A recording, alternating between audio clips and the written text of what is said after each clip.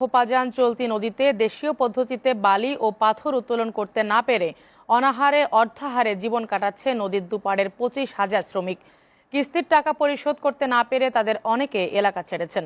Zero line থেকে দেশের অভ্যন্তরে ১৫০ গজের বাহিরে কাজ করার সুযোগ চেয়ে মানববন্ধন করেছে অসহায় দরিদ্র শ্রমিকরা। প্রতিবেদন জানাচ্ছেন মহসিন কবির। বিকল্প কর্মসংস্থানের সুযোগ না থাকায় সুনামগঞ্জের পাহাড়ি ও সীমান্তবর্তী ২৫,০০০ শ্রমিকের একমাত্র ভরসা ধোপাজান চলতি নদী। তবে কয়েক যুগ ধরে এই নদীতে দেশীয় পদ্ধতিতে হাত বেলচা ও বালকি দিয়ে বালি ও পাথর আহরণ করে জীবিকা নির্বাহ করে আসলেও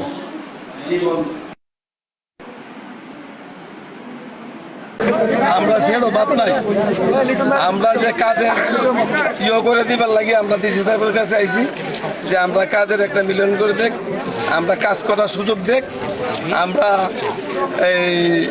আমরা এখান তো কোনো মিল কারখানা নাই, আমরা এই আপনার ঢাকা গিয়া সেটা গার্মেন্টসে কোনো কাজ খুঁজে পাইতাছি না। আমরা আরেকবার কুইরা সুনামগঞ্জ যাওয়া লাগতো, সুনামগঞ্জ আসে নদী বন্ধ, যেটা আমরা নদী চললে যেটা আমরা পরিবহন আমরা যে গাংটা ওখানে বন্ধ আছে, গাংটা আমরা ফুললে হইতো শ্রমিকরা মানে বালতি চালন ব্যবসা দিয়ে বালু উত্তোলন করতো, আর ডেজার বোমা বন্ধ করো আর বলগেট বন্ধ করতো। এটা আমরাও সরকারের পক্ষে আছি, আমরাও এটার দাবি জানাই ডেজার বোমা বন্ধ থাকতো। ডিসি মহোদয়ের কাছে একটাই দাবি, আমরা দীর্ঘদিন যাবৎ চলতি নদীর দুই পাড়ে ৩০,০০০ শ্রমিক আজকে দীর্ঘ ১৫ বছর যাবৎ আমরা বেকার অবস্থা কাটাইতেছি।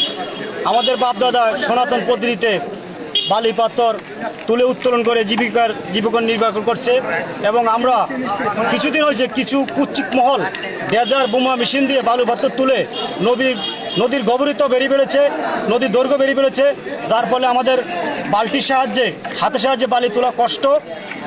যার ফলে আমাদের ছেলে মেয়েকে এখন লেখাপড়া করতে পারতেছি না, আমরা দুদিনে দিন কাটাচ্ছি। ডিসি মহোদয়ের কাছে আমাদের আকুল আহ্বান, যেহেতু উনি আমাদেরকে আবার আগের মতো সনাতন পদ্ধতিতে হাতে বেলচায় বালি পাথর তুলে উত্তোলন করে বৈধভাবে সরকারের রাজস্ব আয় মেনে আমরা চলতে চাই। এই বলে আমার বক্তব্য এখানে শেষ করছি। আসসালামু আলাইকুম।